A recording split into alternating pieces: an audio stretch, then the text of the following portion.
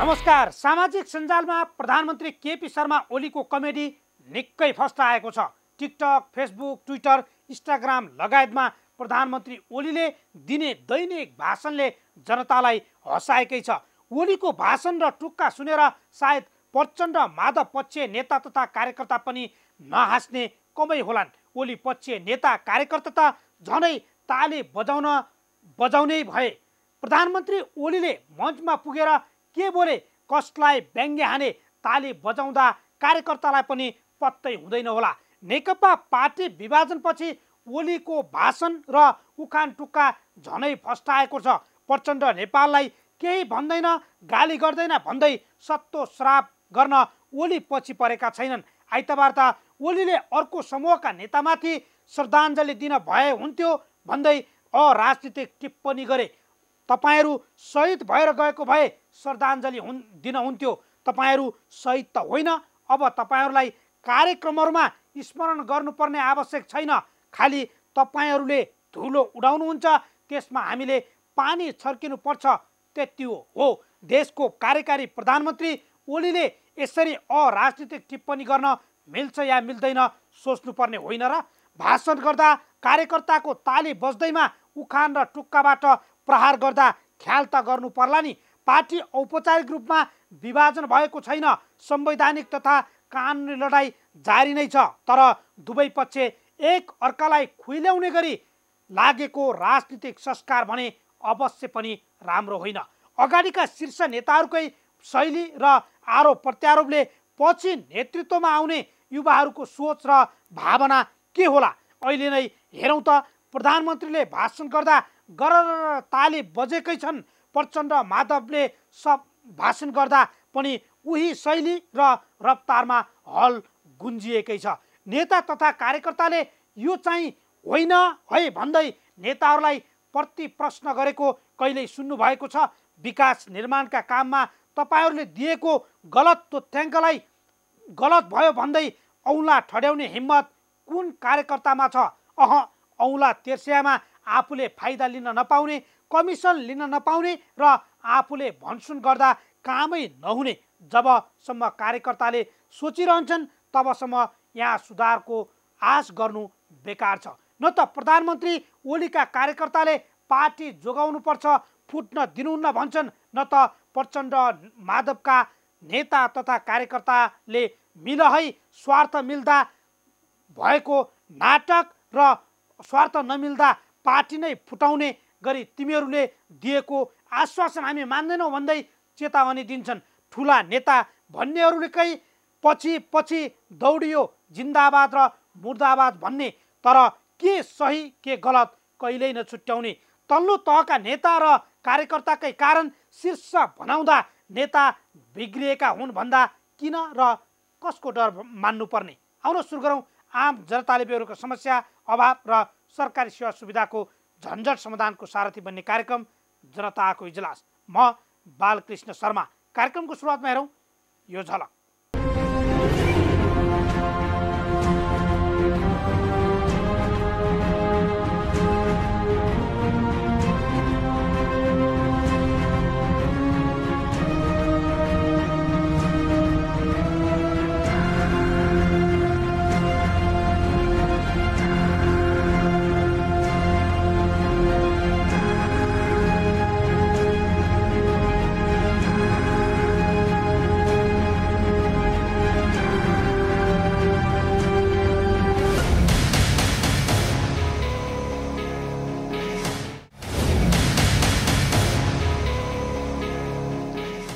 स्वागत छ कार्यक्रम जनताको इजलासमा। आज हामी भक्तपुरको सूर्यविनायक नगरपालिका 10 स्थित चित्तापोलमा रहेको दुर्गा कुमारी उपाध्याय भट्टराईको नाममा रहेको जग्गामा उत्पन्न विवादमा समाधानका लागि हामीले गरेको पहल बारेको सामग्री ललितपुरको डुकुछापमा सञ्चालित खानी र क्रसरबाट आवत जावत गर्ने टिप्पर रोक्न स्थानीयवासीले जिल्ला प्रशासन कार्यालय ललितपुर गुहारेको प्रसङ्ग र प्रधानमन्त्री केपी शर्मा ओलीले पछिल्लो समय दिएका झुट र तुच्छ अभिव्यक्ति समेटिएको रिपोर्ट सहित उपस्थित भएका छौँ। तपाईसँग पनि कुनै समस्या र गुनासा छन् भने हामीलाई पठाउन सक्नुहुनेछ। तपाईँले पठाएका समस्या र गुनासोलाई कार्यक्रममा हामी उच्च प्राथमिकता दिनेछौँ। अब आजको पहिलो विषय, भक्तपुरको सूर्यविनायक नगरपालिका 10 स्थित चितापोलमा दुःख कष्ट गर्दै दुर्गा कुमारी उपाध्याय भट्टराईले घर बनाउन जग्गा जोडी, तर उनले पण्डित बोलाएर शिलान्यास पनि गरे। तर छिमेकी सदियारले भट्टराईलाई तिम्रो जग्गा नै होइन भन्दै बन्देज लगाइदिए। 2 वर्ष अघि शिलान्यास गरिएको घर बनाउन नदिएको भन्दै शम्भु प्रसाद भट्टराई हाम्रो कार्यालयसम्म पुगे। उनको गुनासोपछि हामी जग्गा रहेको स्थान हुँदै विवाद समाधानका लागि नापी कार्यालयसम्म पुगेका छौँ। के भएको थियो त घटनाक्रम, हेरौँ यो रिपोर्ट। मिति 2077 पुस 8 गते स्थान प्राइम टाइम्स टेलिभिजन जनताको इजलासको कार्यकक्ष। म पनि कुनै गर्छु होला सर, मलाई त्यो होइन आर्थिक हुन यसमा भट्टावाला एरिया, भट्टावाला पनि मेरो भने माटो पुरा यो घर जति पनि छुपाइदिन्छ सर राम्रो जग्गा। उहाँले मिलाइदिनुहोस् न, मिलाइदिनु म मिलाउँछु हरि अधिकारीले जिम्मे छ, हरि अधिकारीले म मिलाउँछु भन्न पनि 3 वर्ष भयो सर मिलाइदिँदैन। आफूलाई कमजोर बनाएर आत्मबल बलियो बनाएर। हाम्रो कार्यक्रम हेरेर न्यायको आशासहित आएका उनी हुन् खोटाङ स्थायी घर भई हाल भक्तपुर सूर्यविनायक 10 चितापोलमा बस्दै आएका शम्भु प्रसाद भट्टराई। 2075 सालमा भक्तपुरको चितापोलमा लिएको 8 आना जग्गामा सदियार तथा छिमेकीले विवाद जिकेर सीमाङ्कनसँगै घर बनाउन रोकेपछिको पीडा हो यो। श्रीमती दुर्गा कुमारी उपाध्याय भट्टराईको नाममा करिब 2.5 वर्ष अघि लिएको जग्गामा घर बनाउन निरन्तर अवरोध झेल्दै आएका उनले हाम्रो कार्यालयमा आएर बाँचौँ कि मरौँ जस्तो भएको भन्दै उपत्यकामा घर बनाएर बस्ने चाहना केही भूमाफियाका कारण पुरा नभएको गुनासो पोखे। नापी सरकारी अमिनले रासिदिएर छुट्याउन सक्दिनँ, प्लानिङवाला भन्छ। म मिलाउँछु भनेको मात्रै 3 वर्षको सर। हिजो फाइलको पैसा पिउताहरू गर्छ भन्छ, पैसा फेरि गरेर तिर्नुहोस् भन्नु, अति पैसा पनि थिएन सर।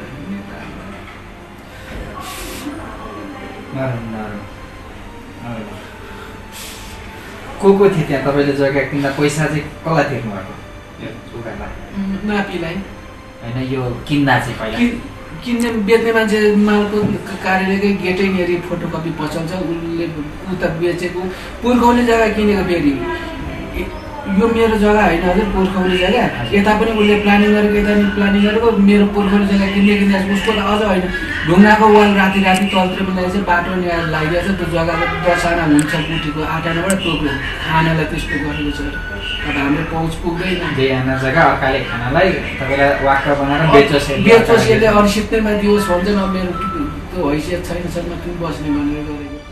हरेक मानिसको एउटा सपना हुन्छ, सहर बजारमा सुविधा सम्पन्न ठाउँमा धेर थोर जग्गा जमिन होस्, त्यसमा एउटा सानो भए पनि घर होस्। आफ्नै घरमा मिठो मसिनो खाएर परिवारका सदस्यसँगै बास बस्न पाइयोस्। तर वर्षभरिको मेहनत र कमाइले जोडेको जग्गा नै आफ्नो हो भनेर भोगतलन गर्न पाइएन भने के हुन्छ? हो, भट्टराई दम्पतिको यही पीडाको वास्तविकता खोज्न हामी चितापोल स्थित जग्गा भएको स्थानमै पुग्यौँ। सुरुमा उनले हामीलाई आफ्नो जग्गा यहाँ भएको भन्दै देखाए। यो हेरौँ।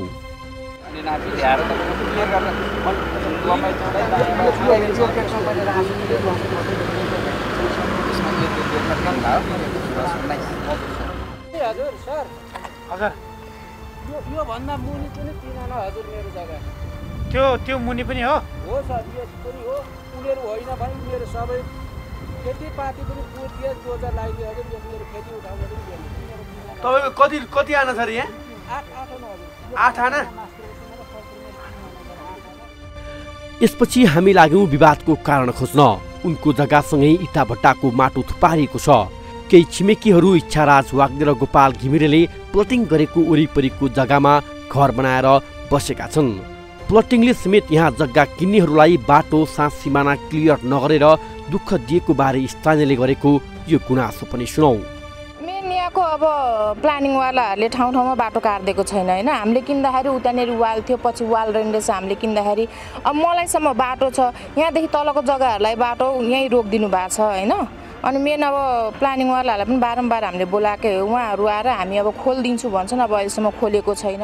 यसपछि विवादका दुई पक्ष शम्भु प्रसाद भट्टराई र स्थानीय टोल सुधार समितिका अध्यक्ष समेत रहेका छिमेकी श्रीराम थापासँग जवाफ माग्यौं। संवादका क्रममा समेत झगडालु जसरी प्रस्तुत भएको यो संवाद हेरौं। नत्र उहाँले यो दुईटा किता संशोधन गरे उहाँले नै हो। उहाँले किनेको त सही हो नि जग्गा होइन, उहाँले किन्नुभयो, त्यो प्लटिङ वालासँग किन्नु भएन। प्लटिङ भन्दा बाहिर प्लटिङ वालासँगै किन्नुपर्छ भने त छैन नि। छैन, तर प्लटिङको बिचमा अरूको बेच्न तयार हो हो राइट, किन्न नपाइने किन्नुभयो। तर उहाँको जग्गामा घर बनाउनु जग्गै नपाइने त पाइने, यो जग्गामा घर बनाउनु पर्यो उहाँले। उहाँको आफ्नो जग्गा कुन हो? सरकारी अमिनी ल्याएर सुनिबक्स एक मिनट सुन्नुहोस्, उहाँसँग थोरै कुरा गरौँ। के हो तपाईँले भोगिरहनु भएको यो? सर, मैले रेखाङ्कनलाई दुईचोटि राजस्व तिरेँ, राज्यलाई कर तिरेँ। 426/10/19 पहिलाको फाइलै हरायो, यसको पनि रसिद र पूर्जाको फोटोकपी हराइदिइसकेको छ। अब म सधैँ यसको पछाडि हुन सक्दिनँ सर। सर्वोच्चको फैसला, जिल्ला अदालतको फैसला, पुरानो वेतन अदालतको फैसला, यो सबै हो हजुर। यो पढ्नु अब टाइमलाई यही हो। यो अनुसार मैले जग्गा किनेँ, मेरो जग्गा त्यही नै हो। मेरो नाममा पूर्जा सेस्ता सबै थोक छ। तिर्नु फिल्ड नक्सा पनि छ सर, सबै छ। अब उहाँ पटक पटक प्लानिङवाला आएको छ भन्नुहुन्छ। कहिले आयो, किन आयो, कतिखेर आयो थाहा छैन। उहाँलाई मात्रै भेटेर जान्छ, हामीलाई किन नभेट्नुको कारण के हो सर? यो मैले बुझिरहेको छैन। 468 469 हजुर। त्यही पनि एकचोटि म कन्फ्युज भएकाले म फेरि हेर्छु हजुर। ती किताब फोड भएर अहिले विभिन्न किताब यी 8वटा किताब भएको छ। 1681 1679 1968 1970 1972 1967 1971 1969 हजुर किताब मर्ज भएर दुईटा बन्यो।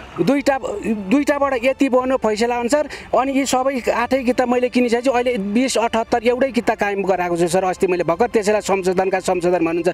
नियम नीति नपुर्याइ त मैले संशोधन गर्न, नापी कार्यालय मेरो होइन, मन्त्रालय मेरो होइन, विभाग मेरो होइन, नापी कार्यालय पनि मेरो होइन। जब मैले प्रमाण पुर्याएँ तब मेरो संशोधन भयो। तपाईँले किनेको सबै एउटाको भोगाधिकार भएपछि एउटै किताब बनाऊ भनेर तपाईँले गर्नुभयो? गरेँ सर, गरेँ। त्यो नियमले दिन्थ्यो, नियम पुगेपछि नापीले मलाई गरिदियो। मैले अहिले एउटै किताबको पूर्जा छ, किताब एउटै कायम भएको छ। उहाँ चाहिँ त्यसैलाई हाइलाइट गरेर संशोधन गरेको संशोधन, प्रमाण नपुर्याइ संशोधन उयो घर संशोधन गरेर लिन सक्थेँ होला नि सर। मेरो प्रमाण पुग्ने भए, नपुग्ने भएर त आफ्नो गराएँ। त्यसैलाई उहाँले हाइलाइट गरे।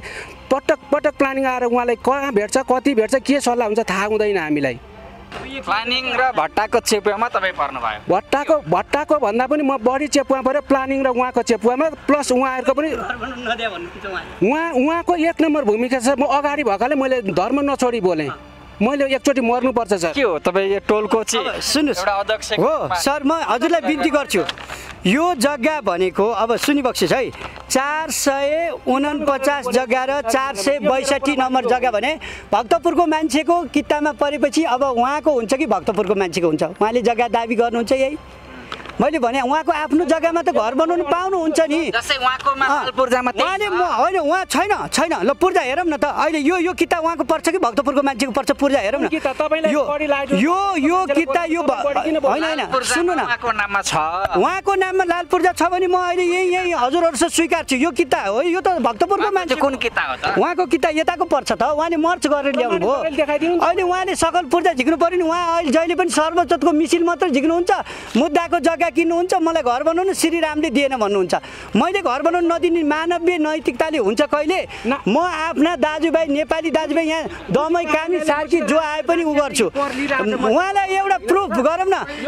अनि यो पूर्जा लिउँ होइन, मिडियाकर्मी सरलाई म अनुरोध के गर्छु नि, उहाँको सकल पूर्जा ल्याउँ न। यो किताब पर्छ कि पर्दैन म भेरिफाई गर्छु त। सरकारी अमिनी ल्याएर किनेको जग्गा त एकिन हो। उहाँले किनेको जग्गा नि हामीलाई त थाहा छैन। हाम्रो प्लानिङबाट होइन, किन्नु भएको हो। अहिले कागज देख्यो, मुद्दा सुद्दाको फाइल उहाँसँग छ। मुद्दाबाट कसरी ल्याउनु भयो बुझेँ, अहिले देखियो सर। नत्र यसरी हामीले फाइल देखेका थिएन। अब त उहाँले देखियो, तर पनि यो किता त मेल खाँदैन। भक्तपुरको मान्छेहरूको मेल खान्छ नि। भक्तपुरको मान्छे को त? होइन, भक्तपुरको मान्छे एबिसी कोही होला मानव सर। अहिले पूर्जा सबै थाहा रहेछ। भक्तपुरको मान्छे तपाईँको के अरे समुदायमा कोही भयो भने त थाहा पाउनु पर्छ। सुन्नु न, यो किताबले त बताउँछ नि हजुरको नक्सा एक उहाँको सबै तिरेको मर्ज गरेको माने तिरेकोमा यसमा किता आउँछ सर। पर्छ हेरौँ न त नापी कार्यालय जाउँ सर यो प्रमाण यो किताब पर्छ भने हजुरहरूलाई मैले भन्छु उहाँलाई म जहिले सहयोग गर्छु होइन होइन होइन होइन होइन हामी मिलाउन आएको समुदायमा विवाद देखियो उहाँले जग्गा किन्नु भएको छ वर्षौंको मेहनत गरेर एउटा घर बनाएर बस्छौँ भनेर दुःख गरेर रोई कराई गरेर किन्नु भएको छ थोरै थोरै पैसा बचत गरेर किन्नु भएको छ राइट सर त्यो जग्गाको भोकाधिकार पाउनु पर्यो भन्ने माग हो उहाँको मेरो हृदयदेखि म नमक गरेर तपाईँको जग्गा प्लानिङ गर्नेको जग्गा भट्टाको जग्गा चाहियो भन्नु भएन मैले किनेको जग्गा एकिन हुनु पर्यो भनेर प्लानिङ गर्ने पनि त्यसमा सहयोग गर्नुपर्छ म एकदम पर्छ 100% म मिडियाकर्मी सरलाई म के अनुरोध गर्छु भने हाम्रो सोमप्रसाद भट्टराईले कुन किता हो त उहाँको पूर्जा देखाउँदा हजुरले त पूर्जा त अहिले यहाँ भेरिफाई हुन्छ त अनि भक्तपुरको मान्छेले किनेको जग्गा उहाँले दाबी गरेर पाउनुहुन्न नि मेरो अनुरोध यो किता नर मेल खानु पर्यो नि अनि उहाँले भन्नुहुन्छ ए श्रीरामजीले मलाई घर बनाउनु दिनु मेरो दुश्मन हो उहाँले जग्गा किन्नुहुन्छ एउटा घर बनाउनु खोज्नुहुन्छ अर्का जग्गामा तपाईँ टोल सुधारको भएको भएर गर्नु ल हिँड्नुहोस् तपाईँले पनि सहयोग गर्ने दायित्व मलाई पनि किन लफडा उहाँ पनि किन छिमेकमा यो गर्यो उसले गर्यो भन्ने भयो यहाँ पर्यो भने जग्गा यही माटो अहिले हटाइएको नाममा हटाइ त्यति गरौँ तपाईँ टोलको भएको भएर तपाईँलाई पनि धर्म हो त्यति जाम हाम्रो गाडी उहाँले सकल पूर्जा लिएर हिँड्नु पर्छ पूर्जा लिएर आउनु मेरो फिल्डमै मेरो नामै होइन मलाई सकल पूर्जा तपाईँको र नापीले जो भए म जान्न मिडियाकर्मी हामी विवाद बल्झाउनु होइन आँसु झर्ने गरी पीडा भोग्दै आएका भट्टराई दम्पतिको जग्गाको सास सिमाना एकिन हुनुपर्छ र लगानी फसाएर किनेको जग्गामा घर बनाउन कसैले अवरोध गर्नुहुन्न भन्ने अवस्था सिर्जना गर्न विवादित स्थलमा पुगेका थियौँ। यहाँ झनै जग्गाको कित्ता समायोजन र कित्ता नै सारेको विषयमा अनावश्यक विवाद सुरु भएपछि हामी भक्तपुरको नापी कार्यालयतर्फ लाग्यौँ। यो विवादको अन्तिम किनारा लगाउने वैधानिक निकाय नै मालपोत र नापी हुन्। हामीले पीडितले न्याय पाउने गरी विवाद समाधानको जिम्मेवारी भक्तपुर स्थित नापी कार्यालयको जिम्मामा सुम्पिएर फर्किएका छौँ। यो पनि हेरौँ।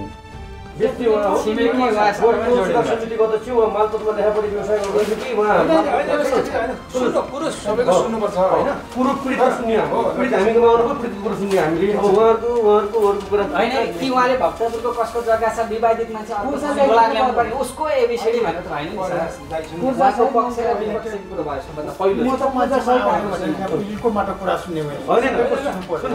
भनेको उहाँले बोलाइदिनु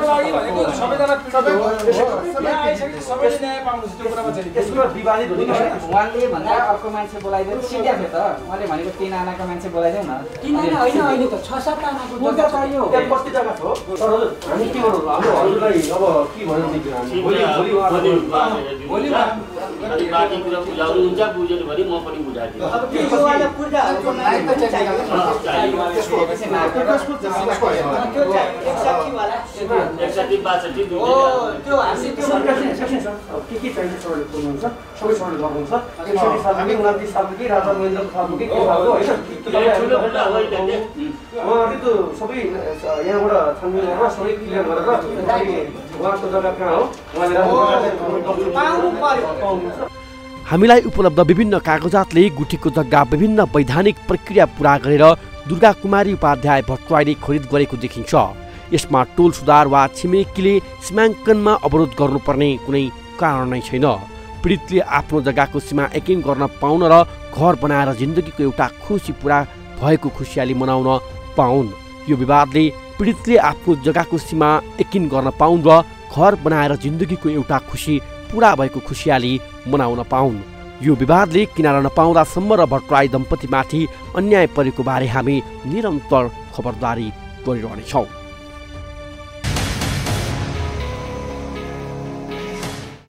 स्थानीय टोल सुधार समितिका अध्यक्ष र नापी कार्यालयका निमित्त प्रमुखसँगको छलफलपछि पीडित भट्टराई परिवारले न्याय पाउने भएका छन्। अब यो विवाद समाधानसँगै 2 वर्ष अघि शिलान्यास गरेको घर समेत बन्ने भएको छ।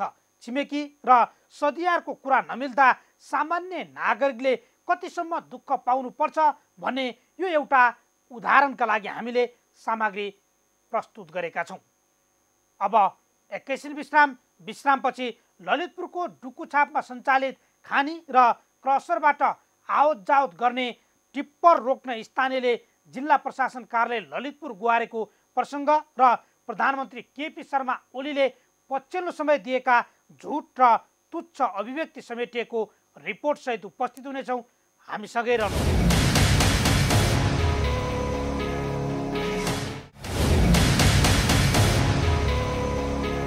विश्रामपछि स्वागत छ। तपाईँ हेर्दै हुनुहुन्छ कार्यक्रम जनताको इजलास। ललितपुरका विभिन्न क्षेत्रमा सञ्चालित खानी र क्रसरबारे हामीले निरन्तर फलोअप गर्दै आएका छौँ। खानी र क्रसरबाट दुःख पाएको भन्दै हामीलाई बारम्बार स्थानीयले गुनासो पनि गरिरहेका छन्। आज हामी ललितपुरको डुकुछापमा सञ्चालित खानी र क्रसरबाट आवत जावत गर्ने टिप्पर रोक्नुपर्ने माग गर्दै स्थानीयले जिल्ला प्रशासन कार्यालय ललितपुर गुहारेको विषय उठान गर्दैछौँ। डुकुछापका स्थानीय र व्यवसायी बीच ढुङ्गा, बालुवा र गिट्टी लगायत सामग्री ओसार पसार गर्ने टिप्पर बस्ती हुँदै नभई खोला करिडोरबाट सञ्चालन गर्ने सहमति भयो। तर पछिल्लो समय बस्तीबाटै टिप्पर सञ्चालन गर्न थालेपछि स्थानीयले रोक्न बारम्बार ताकेता गरे, तर व्यवसायीले मानेनन्, जसका कारण स्थानीय जिल्ला प्रशासन कार्यालय ललितपुरसम्म पुगेका छन्। हेरौँ यो रिपोर्ट।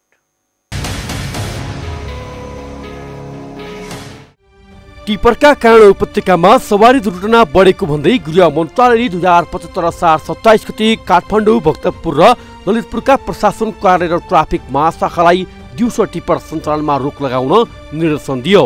यही निर्देशनसँगै बेलुका 8 बजेदेखि बिहान 5 बजेसम्म मात्र उपत्यकामा प्रवेश गर्न पाउने टिप्परहरू निर्माण सामग्री बोकेर केही अगाडिदेखि चक्रपथको प्रवेशद्वारमा रोकिने गरेका छन्। विभिन्न प्रवेशद्वार हुँदै चक्रपथ छिर्ने क्षेत्र मध्येको एक हो एकान्त कुना। ललितपुरको देवीचोर, डुकुछाप लगायतका क्षेत्रमा सञ्चालित अवैध क्रसर र खानीबाट दिउँसै निर्माण सामग्री बोकेर चक्रपथ प्रवेशका लागि कुर्ने टिप्परको आतंकबाट यति बेला ललितपुरको गोदावरी नगरपालिका वडा नम्बर 8 डुकुछाप, फर्सिडोल र ललितपुर महानगरपालिका वडा नम्बर 22 स्थित बुङमती, खोइपुर र खोइचाका बासिन्दा आजित बनेका छन्। 24 घण्टा बस्तीबाट टिप्पर सञ्चालनमा आएपछि खानेपानीको पाइपलाइन टुट्ने, बिजुलीका पोल तथा तार चुडिने लगायतका समस्यासँगै दुर्घटना रोक्न माग गर्दै आएका स्थानीयले पछिल्लो समय जिल्ला प्रशासन कार्यालय ललितपुरमा ज्ञापन पत्र बुझाएका छन्।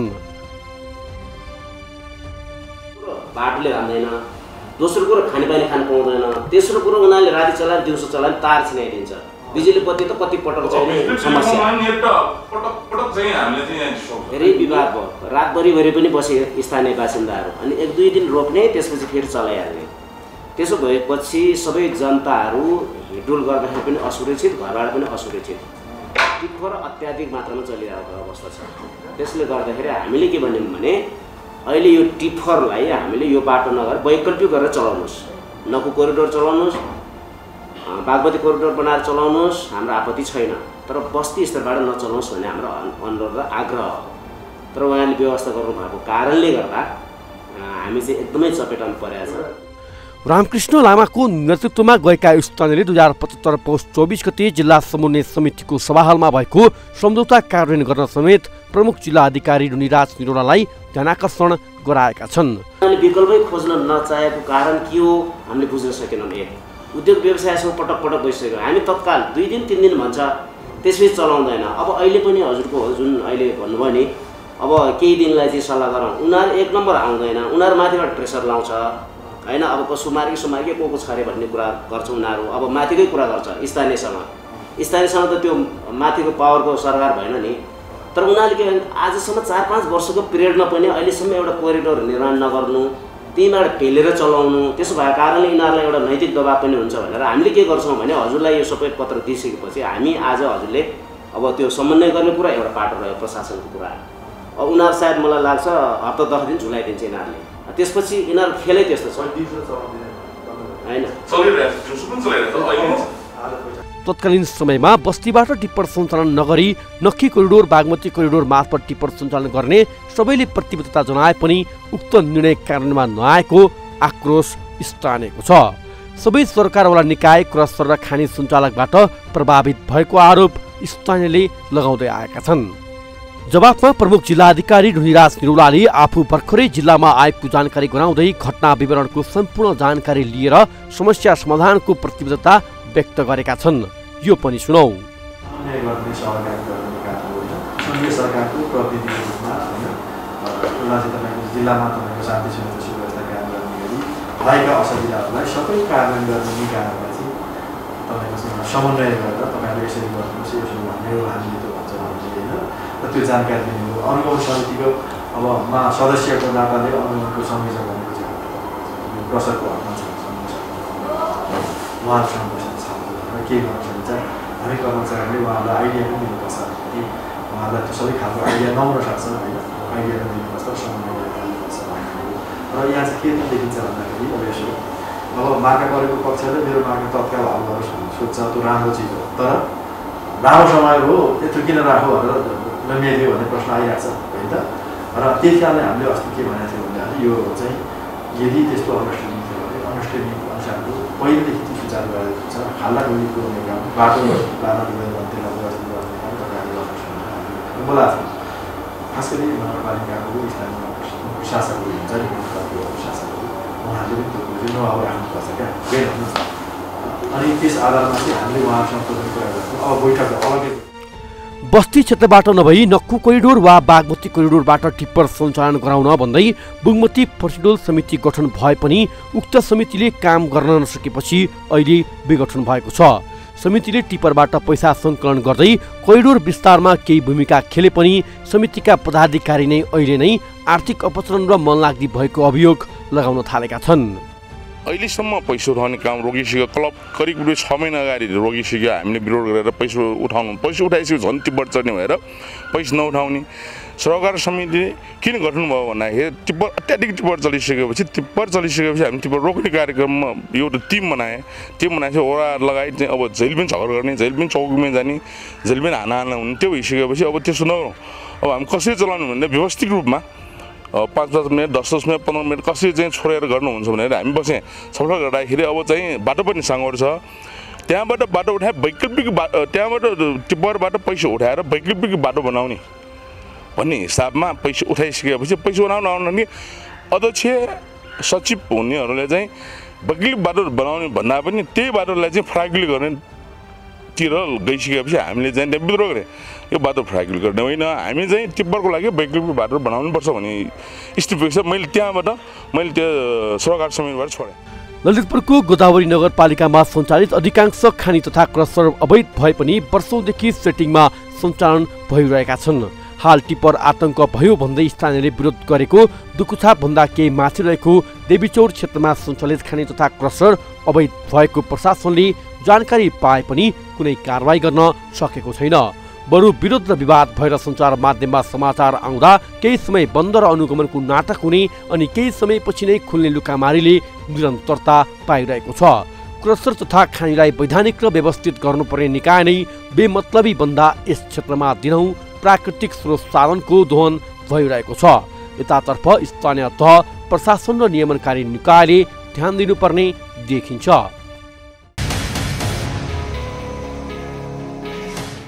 क्रसर र खानी व्यवसायी र स्थानीयबीच भएको सहमति कार्यान्वयन होस्। 2075 सालमा सरकारवाला र जनप्रतिनिधिको रोबरमा भएको सहमति नै उल्लङ्घन भएको स्थानीयले दाबी गरिरहेका छन्।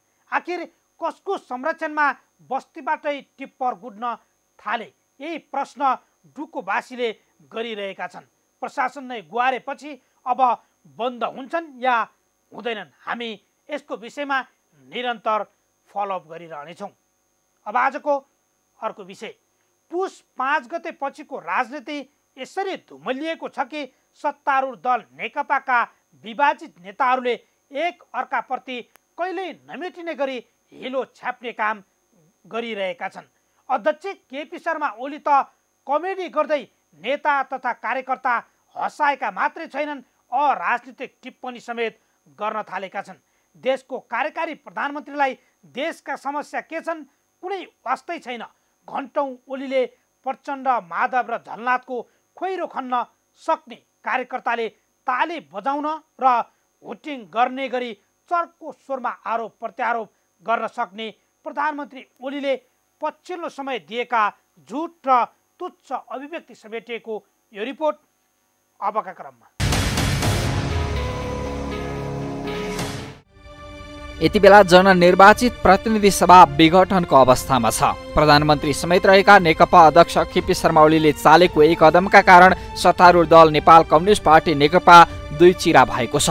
एउटा समूहको नेतृत्व प्रधानमन्त्री एवं ओली आफैले गरिरहँदा अर्को समूहको नेतृत्व कार्यकारी अध्यक्ष पुष्पकमल दाहाल र माधव कुमार नेपालले गरेका छन्। नेकपाका दुई समूहले पार्टीका समानान्तर गतिविधि सञ्चालन गरिरहँदा एकअर्का विरुद्धका कट्टर आलोचक जस्तै भएर मैदानमा उत्रिने गरेका छन्। प्रचण्ड र नेपाल भन्दा पनि पार्टीका विभिन्न फोरममा पुगेर बोलेका अभिव्यक्तिका कारण काम चलाउ सरकारका प्रधानमन्त्री एवं अध्यक्ष ओली अलिक बढी चर्चामा छन्। आज हामी प्रधानमन्त्रीको कुर्सीमा बसेर नेकपाको एउटा गुट चलाउँदै आएका ओलीले पछिल्ला केही दिनमा बोलेका झुटको श्रृङ्खला स्मरण गराउन चाहन्छौँ। गत शुक्रबार प्रवासी नेपाली एकता मञ्चको भर्चुअल भेलालाई प्रधानमन्त्री ओलीले सम्बोधन गरे। प्रचण्ड नेपाल पक्षले निर्वाचन आयोगमा दर्ता गराएको निवेदन रित नपुगेको र अनुचित भएको भन्दै फिर्ता पठाएको र आफ्नो पक्ष निर्वाचन आयोग नगएको, जान आवश्यक नभएको, आधिकारिक भएको दाबीसहित सूर्य चिन्हमा आफ्नै दाबी पुग्ने जिकिर गरे। तर निर्वाचन आयोगले केही घण्टा नपुग्दै यो झुटलाई सतहमा ल्याइदियो। एकपटक यो सुनौ र हेरौँ। निर्वाचन आयोगले हिजो उहाँहरूको निवेदन रिट नपुगेको र अनुचित निवेदन भनेर हिजो रद्द गरेर फिर्ता पठाइदियो। उहाँहरूको आधिकारिक पार्टी हामी हौँ भन्ने दाबी थियो। त्यो दाबी हिजो निर्वाचन आयोगले यो अङ्ग नपुगेको, यो ब्यौरा पनि नपुगेको, यो कानुन पनि उल्लेख नभएको, यो केही प्रमाण नभएको, यस्तो खालको यसको केही अर्थ छैन भनेर त्यो फिर्ता पठाइदियो। हामी निर्वाचन आयोग गएका छैनौँ र हामीलाई निर्वाचन आयोग जानुपर्ने आवश्यकतै छैन, किनभने हामी आधिकारिक पार्टी हौँ। चिन्ह हामीले पाऊँ भनेर उहाँहरू जानुभएको थियो, त्यो निर्वाचन आयोगले अस्वीकार गर्यो। हामीसँगै छ चिन्ह, किन जानु पर्यो? निवेदन आएपछि सामान्य कुनै पनि अफिसमा निवेदन दर्ता हुन्छ, त्यस पछाडि हेर्ने पछि प्रक्रिया हेर्ने कागजात हेर्ने कुरो पछाडिको कुरा हो। त्यो चाहिँ नि मलाई त जानकारी थिएन, अहिले त्यहाँ बाँकी हो कि भनेर चाहिँ मैले अहिले पनि बुझेको त्यस्तो केही पनि होइन। शुक्रबार नै बानेश्वरको एउटा पार्टी प्यालेसमा उपत्यकामा उपलब्ध सुदूरपश्चिम प्रदेश स्तरीय बृहत कार्यकर्ता भेलामा समेत प्रधानमन्त्री एवं अध्यक्ष ओलीले सम्बोधन गरे। भेलाको उपस्थितिले केही निराश जस्ता देखिएका ओलीले प्रचण्ड नेपाल पक्षको आलोचनामा बढी समय खर्चेर सुदूरपश्चिमको विकास समृद्धिमा सरकारले दिएको योगदानको बेली विस्तार लगाए। यही क्रममा ओलीले पहिलो पटक आफू नेकपामा अल्पमतमा परेको सार्वजनिक रूपमै स्वीकार गरे। माधव नेपाल गुट कायमै रहेको समयमा स्थायित्व, विकास र समृद्धिको अभिभारा पूरा गराउने दुई गुटलाई बहुमत दिएको भन्दै गरेको यो भाषण पनि सुनौ। पार्टीभित्र माधव गुट छँदै थियो, मलाई थाहा थिएन, माधव गुट छ। फेरि प्रचण्ड गुट, उसलाई उत्तिकै सिट दिँदाखेरि दुईटा मिल्दा बहुमत पुग्छ उता भन्ने मलाई थाहा थिएन। अनि यति 55-56 वर्ष राजनीति गरेको, 50 वर्ष अगाडिदेखि एउटा नयाँ आन्दोलन, एउटा नयाँ अभियान थालेर आएको मान्छेलाई यतिका टिक्डम उनीहरूले औँलामा थुक्लाएर यस्तो गरेर सार्ले। मैले त नबुझे जस्तो गरेर चुप लाएर बस्छु। मेरो थुक यता औँलामा सरो देख्यो, कस्तो जादु, यता औँलामा सरो देख्यो, यस्तो जादु उहाँहरूले धेरै देखाउनु। ए हो भन्दै बस्छु, तर मैले देखाएको छु औँला सट्ट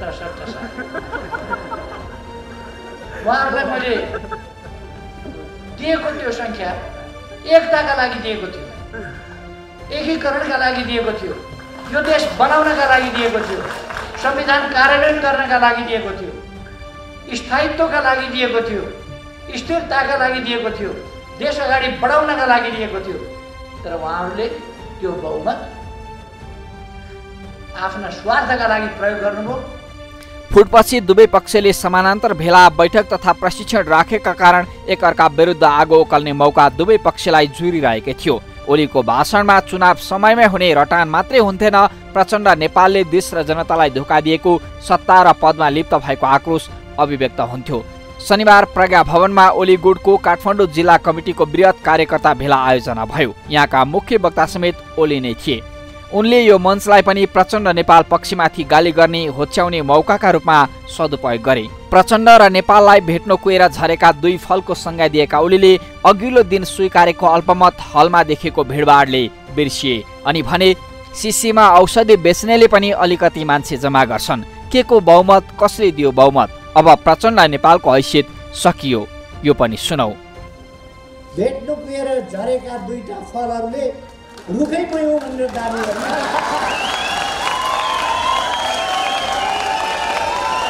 हामीले उहाँहरूलाई बैठकमा आउनुहोस् भनेका छौँ, आउनुहोस् बैठकमा निमन्त्रणा गरेका छौँ। म कमरेडहरूलाई भन्न चाहन्छु, पुष्पकमल दाहाल प्रचण्डलाई अहिले पनि हामीले अध्यक्षमा राखिरहेका छौँ। माधव नेपाल जगन्नाथ खनाललाई वरिष्ठ नेतामा राखिराखेका छौँ। अरू पनि केही साथीहरू आउनुभएको छैन अहिलेसम्म बैठकमा, कारणहरू होला, आउनु होला।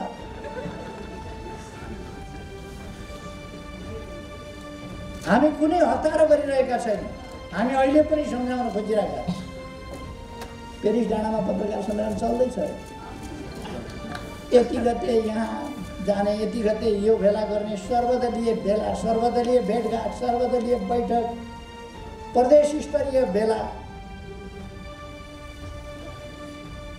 अलिअलि यति मान्छे त यति मान्छे त सिसीमा औषधि बेच्ने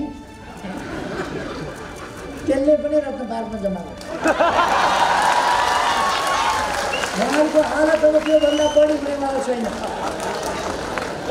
रत्न पार्कमा सिसीमा औषधि बेच्ने।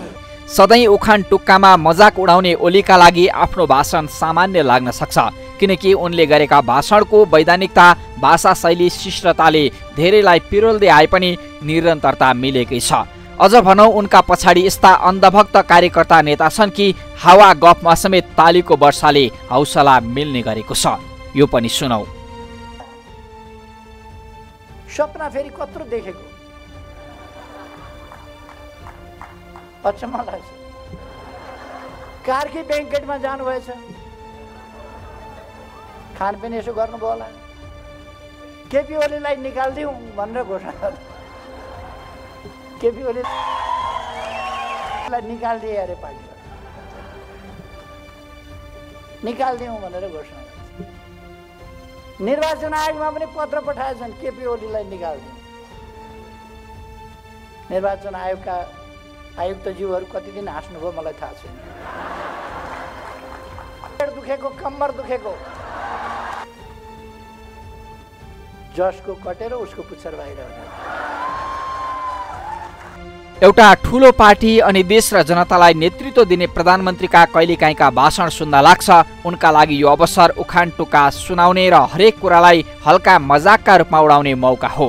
कतिपय तथ्याङ्कहरूमा समेत झुट नै झुटको विवरण दिने क्रमले निरन्तरता पाउँदा आलोचना बढिरहेको समेत उनी र उनका सचिवालयलाई कुनै मतलब छैन। अझ आइतबार आफ्नो पक्षको विद्यार्थी संगठन अनि राष्ट्रव्यूहको भेलामा त प्रधानमन्त्री एवं पार्टी अध्यक्ष ओलीले पदीय मर्यादा र देश अनि जनताको असली सेवक दावी गर्दै आएको सबै विरासत बिर्सिएर अराजनीतिक र तुच्छ भाषण गरे। तपाईहरू शहीद भएर गएको भए श्रद्धाञ्जली दिन हुन्थ्यो, तपाईहरू शहीद त होइन, अब तपाईहरूलाई कार्यक्रममा स्मरण गर्नुपर्ने आवश्यक पनि छैन भन्दै प्रचण्ड नेपालमाथि पोखेको तुच्छ आक्रोशको यो अभिव्यक्ति पनि एकपटक सुनौ।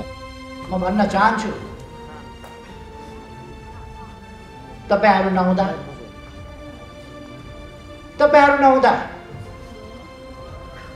तपाईहरू शहीद भएको भए, शहीद भएर गएको भए श्रद्धाञ्जली दिनुहुन्थ्यो। तपाईँहरू शहीद त होइन। अब तपाईँहरूलाई कार्यक्रमहरूमा स्मरण गर्नुपर्ने पनि आवश्यकता छैन। खालि तपाईँहरूले जुन धुलो उडाउनुहुन्छ त्यसमा हामीले पानी छम्किनुपर्छ, त्यो धुलो तपाईँहरूले दुर्गन्ध फैलाउनुहुन्छ, त्यहाँ हामीले अलिकति अत्तर छम्किनुपर्छ। तपाईँहरूले अनेक फोहोर मैलाहरूको डुम्बुर फैलाउनुहुन्छ, छर्किनुहुन्छ, छर्नुहुन्छ, हामीले त्यसलाई सफा गर्नुपर्छ।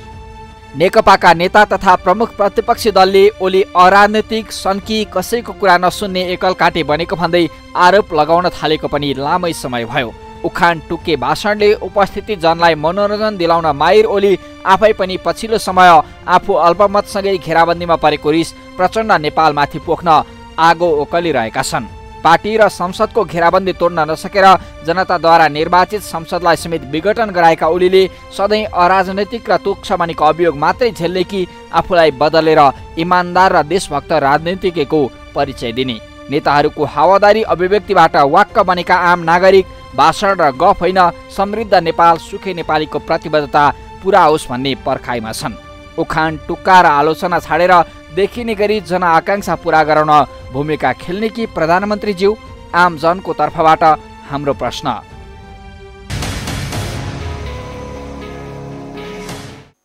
उखान टुक्का र गफ धेरै भयो प्रधानमन्त्रीज्यू, अनि आरोप प्रत्यारोप पनि धेरै भयो अध्यक्षद्वय प्रचण्ड र नेपालज्यू।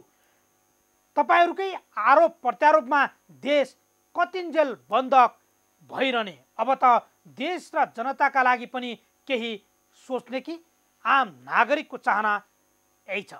यी र यस्ता कुनै पनि पीडा व्यथा समस्या अनि गुनासोमाथि कार्यक्रम जनताको इजलास मार्फत निरन्तर खबरदारी गरिरहनेछौँ। व्यवसायीले नीति न्याय मिचेर गरेका बदमासी, जनताको गुनासो र कथा व्यथासँगै सरकारी निकायबाट दिने सेवा प्रवाहमा भए गरेका कमजोरी केलाएर हामी सुधारको प्रयास कार्यक्रम मार्फत खोज्नेछौँ।